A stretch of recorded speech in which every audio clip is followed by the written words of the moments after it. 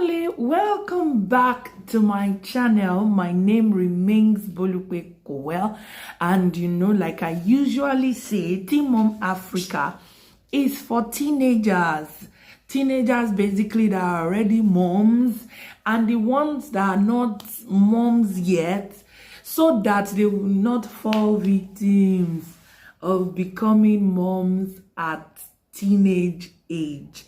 Yeah, so I want you to please like, comment, share, and also subscribe to this channel so that we can reach a whole lot of teenagers, and we are saving lives. So welcome again to Teen Mom Africa.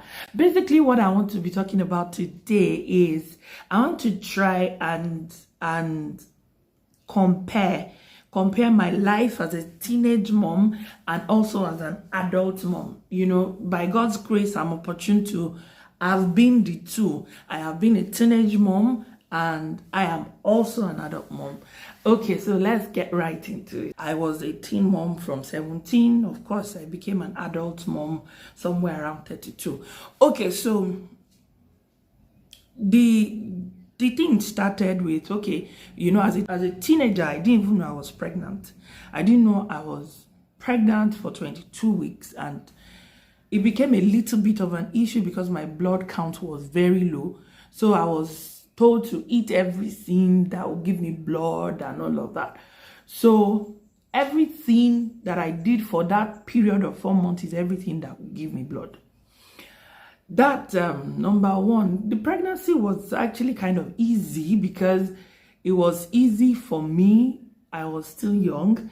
Then another thing is the period that I came to awareness that I was really pregnant was about 4 months, because I didn't know I was pregnant for 22 weeks. So, and on the delivery day, the previous day, they drilled borehole in my grandma's house, because when my parents found out that I was pregnant, they catapulted me. they sent me to grandma. So I stayed with grandma for like 4 months till the baby was born, and they drilled borehole. For some reasons that morning, I just said somebody should be helping me with the, when they drill borehole, there will be a lot of sand and all of that. So that place was actually very messy. So, and I said, okay, they should be putting it on my head. There is this pan, this, I don't know what to call it. We call it pong in Yoruba, but I really don't know what it is. If I have the picture, I will put it here. So I'll tell somebody to help me put it on my head. Then I'll go outside the compound to go and pour. So I think I did like about 20 rounds. Then around 1, I just felt like 18 pounded yam again. So I pounded yam. Then another around 4 again. I still went back to that sand, packing sand. I think I went about 15 rounds or something. So I went back inside around 6 p.m. in the evening. I went back inside just to lie down. Then the moment came. The moment of I want to go to toilet. I didn't know what was going on with me. I want to go to toilet. Of course, all the due date I was giving was not even close. I was giving October 30, November 11, So it wasn't close, and this was October 16. So I just realized I went to toilet more than 7 times. So at that point, somebody was knocking the gate. I just said, okay, let me go out and open the gate for that person. My grandma was aware, of course. The generator was on, so I can't remember if the generator was on, but of course we heard the knock at the gate. So as I was on my way to the gate, as I came out from our door, my 2 legs just got hooked. I couldn't move again. I'm like, what is this? So the person I was supposed to go and open the gate for was actually looking at me. What's wrong with this babe? So when I was released, I moved. As I got to the gate, almost like 2 steps to the gate, I couldn't move again. So I just bent over to open the gate, and the person came in and I said, what's wrong? And I said, my leg is getting hooked.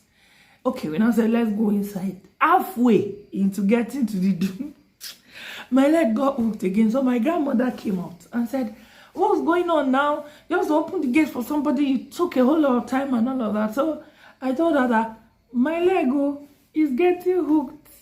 I said, the leg will not hook here. I'm like, what's she talking about? I didn't understand what that meant. So she called somebody that would take me to the hospital. Oh no, I didn't actually give birth to the hospital though. I registered in the hospital and I registered in Mission House. But my mother believed in Mission House. So she called somebody that would carry me. And we got to that place at about 8:30 thereabout. Like 8:20, 8:30 at night. So when I walked in, they said, how is he doing me? I said, I just want to go to toilet, and go to toilet again and again. So they said, this woman, please handle this lady, blah, blah, blah, blah, blah, blah. Then she strolled. She went out. She said I was not ready. So I went to have my bath, just entered something more comfortable. And I said, let me just lie down and sleep. Oh boy. At about maybe 10 minutes to 9, I just felt uneasy. Like somebody's punching me from my waist. I just jumped up. I said, yeah. Like I was still seated and that thing, I felt it again. I just jumped up again. Oh man, I said, what's wrong with me? Why am I jumping? And I said, I couldn't sit down. I couldn't sleep. And I said, okay, let me go and check you. Oh boy. When we got there, she was now running to look for gloves, to look for, Papa, you need to push, you need to, I'm like, what's going on here? And at about 9 on the dot, my baby came out. I didn't even push more than once or twice. It was grace, actually. So, and I celebrate grace. I really celebrate grace. So, after I gave birth, in fact, it's as if I did not just give birth. I could do a whole lot of things. I could wash, I could run an errand, I was very strong, very active. I was discharged the following morning. And that coming to being an adult, in fact, as a matter of fact, the first pregnancy I had, like some 7 months after wedding, I lost the pregnancy after 3 months. It was actually a painful one. It was actually very, very painful. Then I had to wait another 1.5 years for me to get pregnant again. That one, in fact, I was going to a hospital to treat malaria almost every other month. It wasn't difficult, but of course, it wasn't as easy as when I was a teenager. Childbirth too was actually very easy. Like I said, it's grace, and I always celebrate grace. It was actually very easy. I bless God. But what I really want to say is, when it comes to physical strength, being a teenager, getting pregnant, as in carrying pregnancy as a teenager, is actually very, very easy than when you are older. But the truth is, that's just about it. Knowing how to take care of a child, being there for your child emotionally, physically, financially, of course, it wasn't a teenage responsibility. So that is actually it. That is actually one thing I can point out that was actually beneficial to actually be able to, that was actually beneficial for being a teen mom. Other than that, because I can remember when my daughter was having nappy rash, then we used napkins, she was having nappy rash, and all I could do was to put dusting powder. I want to kill her. As an adult mom, I can't actually think of doing that. I'd rather use Vaseline or shea butter or something. Like, there are a lot of mistakes how to feed them.